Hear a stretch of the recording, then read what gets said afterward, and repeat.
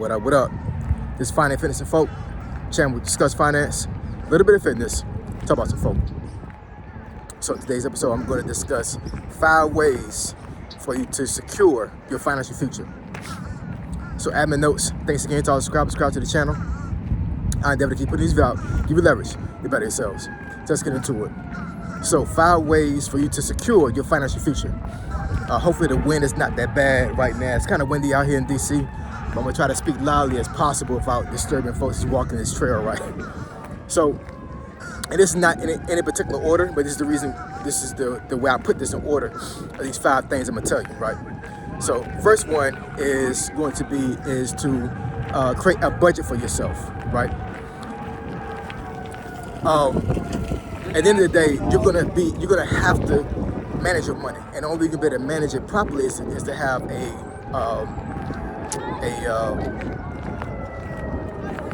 doggone thing just kind of distracted me a little bit here. A budget, right? You're gonna need to have a budget. There's no way of getting around it. You're gonna have to get that because you have to be able to manage your money, you know, for you to build wealth, and you have to be able to know where every penny of your money is going to every single month. Why do you think that these potato chip companies and these cookie companies, where I'm just giving examples, the reason why these folks are still in business and they're making millions of dollars a year, because you have people that impulse spend all the time, right? So you go to the supermarket and you may not intend on buying a bag of chips or a packet of gum, but it's at the register right there and you are inclined to get it because it's right in your face, right? That's not budgeting money, because unless you have petty cash, meaning that, and I'll get into that in maybe another video as well. But once you start budgeting, if you know you have an issue with spending money randomly, you need to put some money away and say, that's petty cash. This is money that I'm going to use for literally anything, just BS, right? I want to get a Slurpee down at 7-Eleven or something like that, whatever. This money is the only money I'm going to use to pay for it. And if I have to use my debit card or my credit card to pay for it, I don't need it, right? So anyways, not to belabor the list, but that's number 1, is to create a budget. You have to understand and know where all your money is going to every single month. That's the only way you'll be able to manage your money, right? Number 2 is to create an emergency fund. There's so many times that I've seen folks that literally their finances are broken because of issues when it comes to things that go wrong unexpectedly. Meaning that your car breaks down. That's one of the main things that gets people in trouble. They don't have money set aside to pay for vehicle expenses, breakdowns, right? So they got to dig into money that they know will pay for another bill in order to fix their car, because they need the car to get to work, right? But in doing that, you may be sacrificing paying your cell phone bill that month or something, and then the cycle keeps repeating itself, and then eventually you're gonna mess around and lose stuff that you need for life, right? So you need to have an emergency fund that's built up. The only way you'll be able to do that is doing number 1, is building a budget first, right? Emergency fund, I would think at least $1,000, right?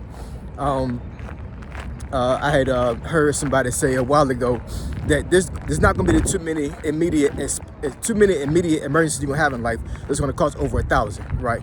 So I'm not saying you don't need to put more money away. It all depends on what kind of lifestyle you live. But $1,000 starting off should be good to go for you, right? So build an emergency fund. Number 3, pay off debt, right? So once you actually create a budget where you know where all your money is going to every single month, and then you create that emergency fund, then you need to start on focusing on debt that's messing your credit up. Because I've said before in a previous video, your credit being messed up is going to hinder you from building wealth. That's just the bottom line. I understand Dave Ramsey has his own philosophy of how to build wealth and be prosperous. And for folks that are impulse spenders and cannot help but spend money, and they're horrible with money, that's a great avenue to take.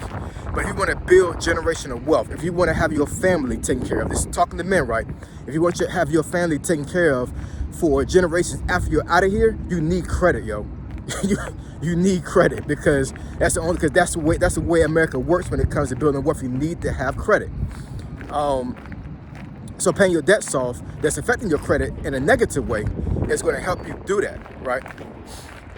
Number 4 is invest your money.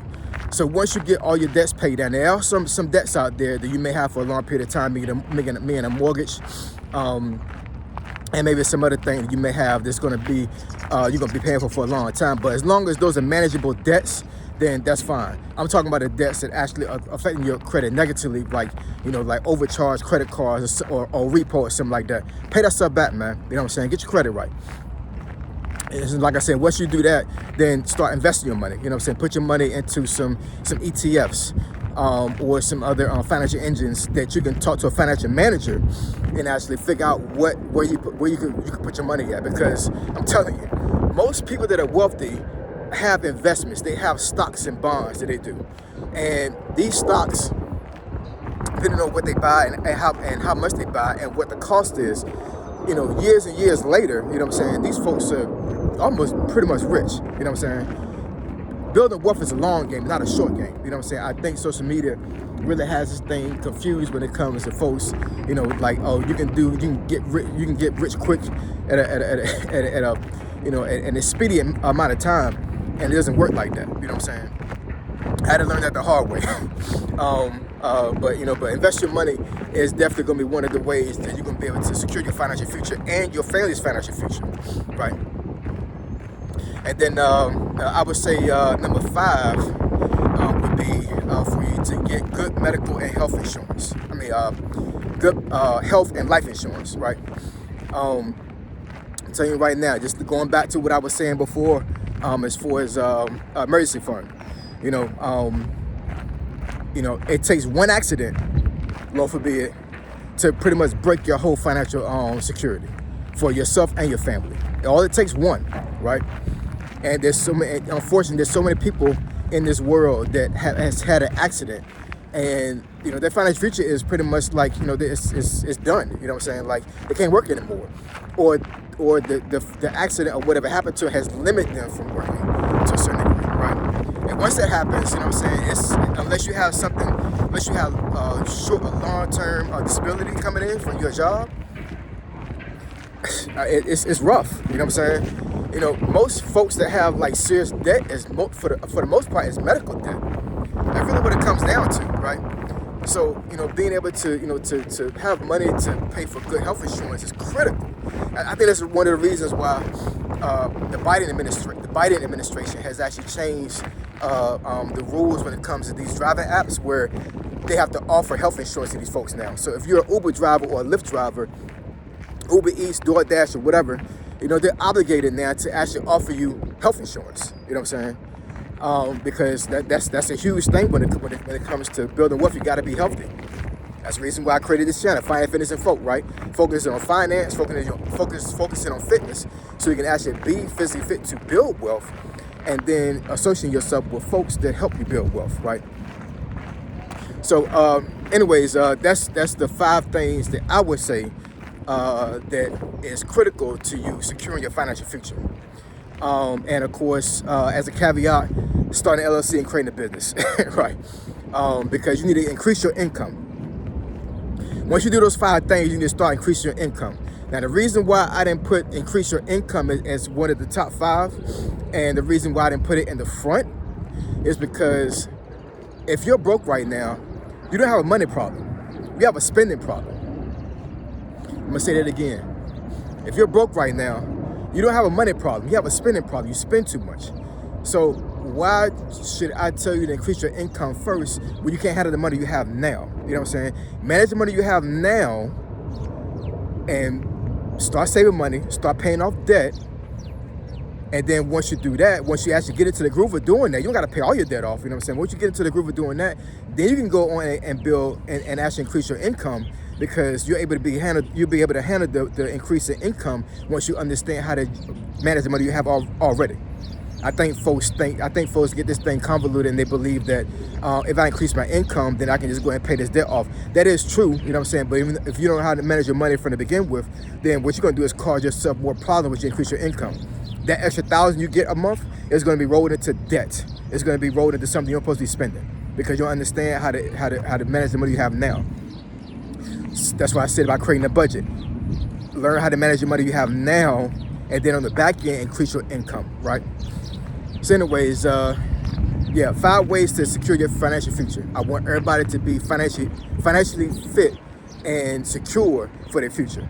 So take these 5 things that I said with a grain of salt. And if you have any other suggestions as far as securing your financial future, drop it in the comments, all right? Like, comment, and subscribe. All right, definitely keep putting these out. Give you leverage. Do better yourselves. Finance Fitness 4. Triple F, I'm gone.